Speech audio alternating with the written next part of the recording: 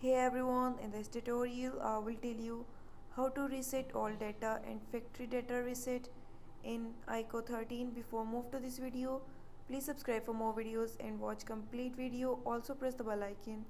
Now let's start our video without wasting any time.